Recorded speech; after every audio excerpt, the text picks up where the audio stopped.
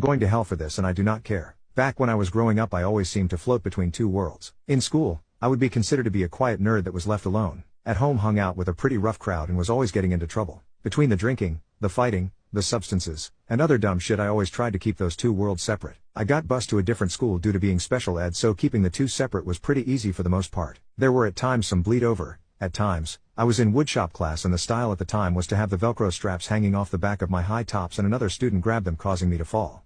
He ended up in the hospital for catching a claw hammer in the face. Between having to deal with the psychological counseling and the trial I decided to avoid this kind of petty crap in the future. I sent the message and it was heard loud and clear. I pretty much had the reputation of don't F with him. When he snaps he is dangerous. As I cleaned up my drinking and drug use I figured I would leave the violence as well. Not that I was not good at inflicting it on people but quite the opposite. I was too good at it and having fed the darkness within, the high was better than any drug. Fast forward some years and I am attending a local community college and while I am no longer running with the same violent crowd but I